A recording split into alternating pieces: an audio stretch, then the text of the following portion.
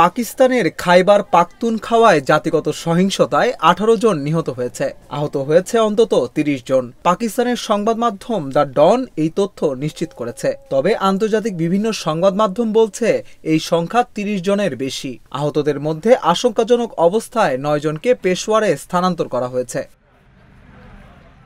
Police জানিয়েছে, কুররাম জেলায় শিয়া সুন্নির মধ্যে এই সংঘর্ষ বাধে। পাকিস্তানে শিয়া সুন্নি বিরোধ দীর্ঘদিনের, তবে চলতি বছরের জুলাই থেকে সেই বিরোধ সহিংস রূপ নিয়েছে। প্রাণ গেছে বেশ কয়েকজনের। স্থানীয় বাসিন্দাদের মতে বহরের চারপাশ থেকে হামলা চালানো হয়। ১৪ বছর বয়সী এক প্রত্যক্ষদর্শী জানিয়েছেন, প্রায় ৩০ মিনিট ধরে চলেছে সংঘর্ষ।